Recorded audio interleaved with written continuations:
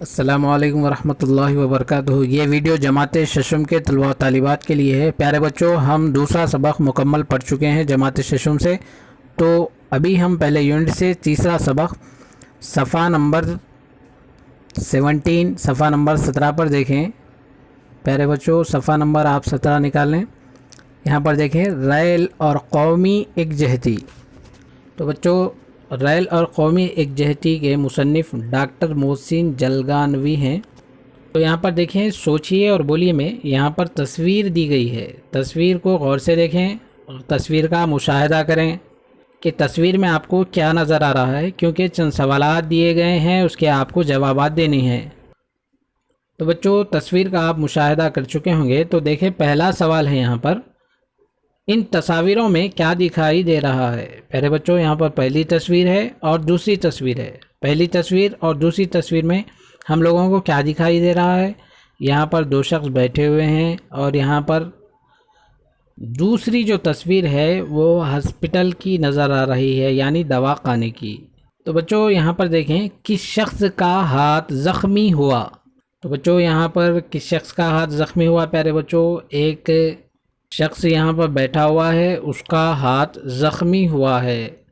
تو بچوں اس کے بعد دیکھیں کیا آپ بتا سکتے ہیں کہ زخمی شخص کس مذہب سے تعلق رکھتا ہے؟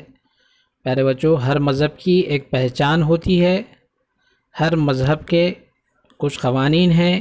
تو بچوں یہاں پر جو زخمی شخص ہے اس کی ہم پہچان اگر یہاں پر دیکھیں تو سر پر ٹوپی ہے، پائجامہ ہے، کرتا ہے، اور سامنے بیٹھا ہوا شخص کے ماتھے پر تلک لگا ہوا ہے۔ تو بچوں ہم یہ کہہ سکتے ہیں کہ جو شخص زخمی ہوا ہے وہ ایک مسلمان ہے۔ تو اس کے بعد آگے دیکھیں بچوں، چوتھا سوال، زخمی کو خون دینے والے شخص کا مذہب کیا ہو سکتا ہے؟ بچوں جو زخمی کو خون دے رہا ہے، بلڈ دے رہا ہے، بلڈ ڈونیٹ کر رہا ہے، اس کا مذہب کون سا ہے؟ بچوں ہم نے ابھی اس بات کا تذکرہ کیا تھا کہ ہر مذہب کی الگ الگ پہچان ہے۔ تو یہاں پر ماتھے پر جو تلک لگا ہوا ہے اس سے ہم اس شخص کے مذہب کا نام کہہ سکتے ہیں کہ یہ ایک ہمارے ہندو بھائی ہیں، یعنی برادران وطن ہیں، جو ایک مسلم بھائی کو خون دے رہے ہیں۔ اس کے بعد دیکھیں بچوں، آپ نے اس تصویر سے کیا سبق حاصل کیا؟ یہاں پر جو تصویر دی گئی ہے بچوں، اس سے آپ نے کیا سبق حاصل کیا؟ تو بچوں انسانیت سب سے بڑا مذہب ہے۔ چاہے آپ کسی مذہب سے تعلق رکھتے ہوں، آپ کا مذہب چاہے کون سا بھی ہو، لیکن ہر مذہب یہی درس دیتا ہے کہ انسانیت کو عام کریں، انسانیت اپنے اندر پیدا کریں، انسانیت کو بتلائیں۔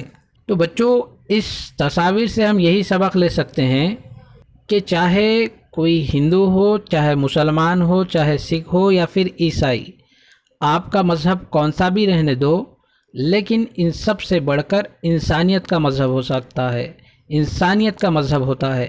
تو بچوں جب بھی آپ کو بھی مدد کا موقع ملے تو آپ کو بھی چاہیے کہ مذہب کو نہ دیکھیں بلکہ انسانیت کو دیکھیں۔ اور اس بات کا اندازہ ہم اس سے بھی کر سکتے ہیں کہ پیارے نبی صلی اللہ علیہ وسلم نے فرمایا پڑوسی کا بھی حق ہے۔ تو بچوں پڑوسی کا بھی حق سے کیا مراد لیا جائے؟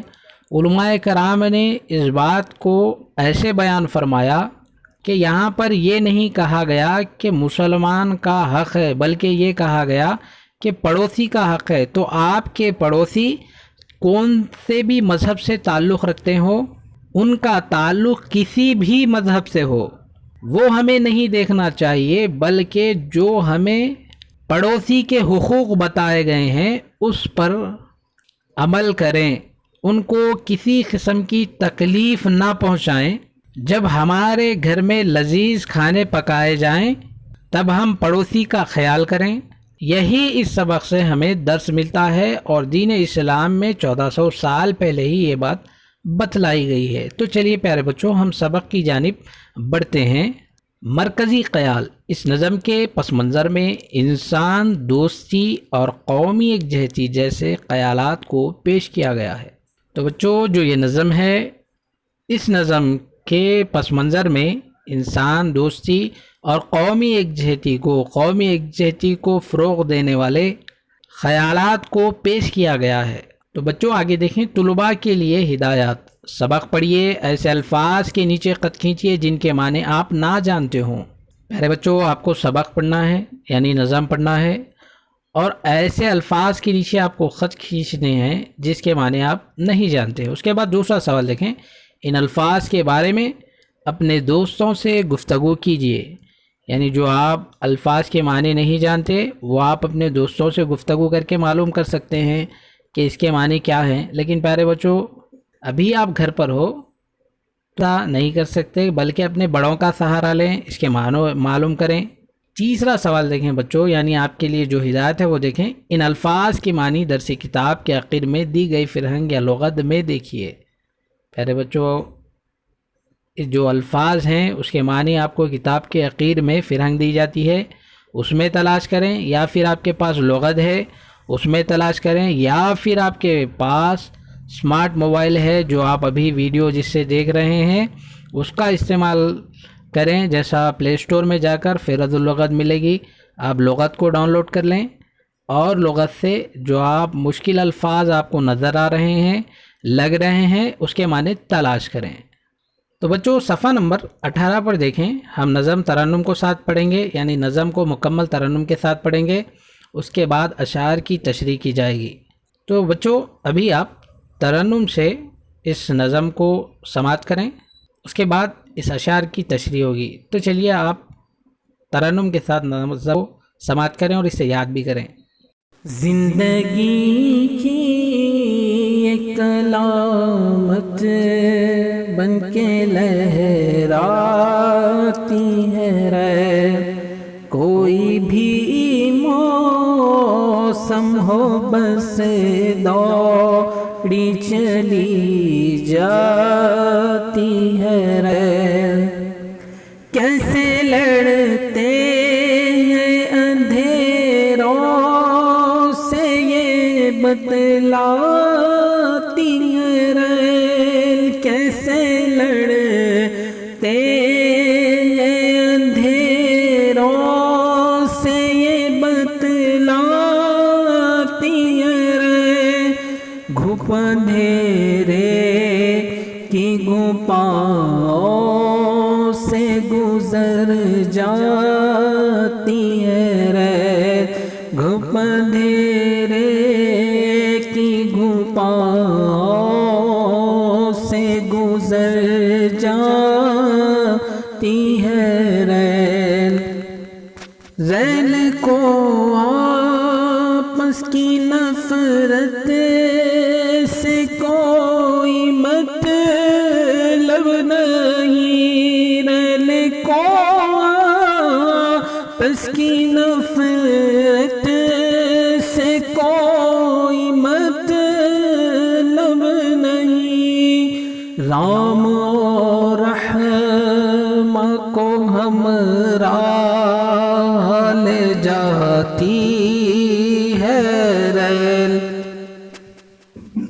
بولیے اپنی زبانیں بانٹیے لہجوں کے پھول، بولیے اپنی زبانیں بانٹیے لہجوں کے پھول، سب کو قومی ایکتا کا درس سکھلاتی ہے ریل، سب کو قومی ایکتا کا درس سکھلاتی ہے ریل، دھرم مذہب ذات فرقہ گھر میں رکھ کے آئیے، ہر مسافر کو یہی ایک بات سمجھاتی ہے ریل، ہر مسافر کو یہی ایک ایک بات سمجھاتی ہے ریل، دھوپ بارش برف کورے کی ندائیں کاٹ کے، دھوپ بارش برف کورے کی ندائیں کاٹ کے، اپنی منزل کی طرف بڑھتی چلی جاتی ہے ریل، اپنی منزل کی طرف بڑھتی چلی جاتی ہے ریل، وقت کی رفتار سے پیچھے کوئی رہ جائے تو، وقت کی رفتار سے پیچھے کوئی رہ جائے تو، چھوڑ کر اس کو وہیں آگے نکل جاتی ہے ریل، چھوڑ کر اس کو وہیں آگے نکل جاتی ہے ریل۔ تو جو آپ نے ابھی نظم کے ساتھ سماعت کی ہے تو اس کا خلاصہ دیکھیں۔ شاعر نے ریل کو زندگی کی علامت کہا ہے، یعنی ہماری زندگی بھی ریل کی طرح ہو تو پھر کئی ایک مشکلات دور ہو جاتے ہیں اور زندگی کا لفظ دو بلا ہو جاتا ہے۔ زندگی بن کر سامنے آتی ہے، کیونکہ ریل کسی بھی موسم میں ٹھہرتی نہیں، ہر موسم میں چلتی رہتی ہے، جبکہ ایک ہم ہے کہ جاڑے میں سردی سے ٹھٹر جاتے ہیں، بارش ہو تو گھر سے باہر نہیں